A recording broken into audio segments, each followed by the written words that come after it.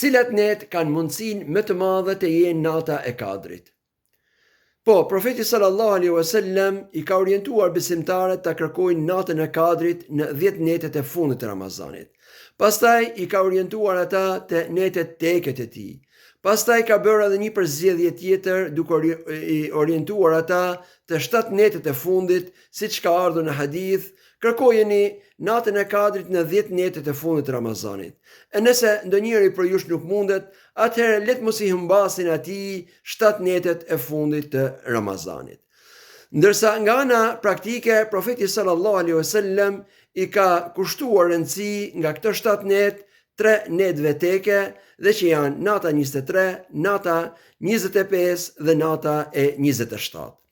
Thot Nu'man bin Bashir radiallahu ta'ala anhu, kemi agjëruar në kohën e profetit sallallahu alaihi wasallam dhe profeti sallallahu alaihi wasallam nuk dilte të falej me ne dhe falej vetëm gjatë namazit natës, dhe kjo për shkak se profeti sallallahu alaihi wasallam nuk do të ngarkonte me përgjegjësi umetin e tij dhe nga frika se mos u bëhej detyrë falej vetëm, dhe thot nuk doli profeti sallallahu alaihi wasallam derisa erdhi nata e 23 e muajit të Ramazanit.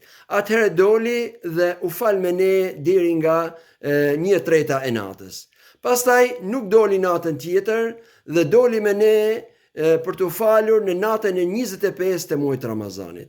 Dhe atëherë thot u falem deri nga gjysma e natës. Pastaj nuk doli në natën tjetër dhe doli në natën e 27 dhe atëherë thot lajmëroi vajzat e tij, gratë e tij dhe gjithë besimtarët dhe u falem thot derisa menduam se do na ikte koha e ngrënjes së syfyrit. Pastaj profeti sallallahu alaihi wasallam nuk doli më derisa përfundoi muaji, dhe kështu nga ky hadith përfitohet se ndër netet e fundit të Ramazanit profeti sallallahu alaihi wasallam nga ana praktike ka veçuar 3 net, natën 23, natën 25 dhe sidomos natën e 27. Dhe këto net kanë bashkojnë disa karakteristika, janë të 10 netëve të fundit të Ramazanit, janë net teke, janë të 7 netet e fundit dhe janë netet që profeti sallallahu alaihi wasallam i ka falur ato me xhamatin e muslimanëve, sidomos nata e 27.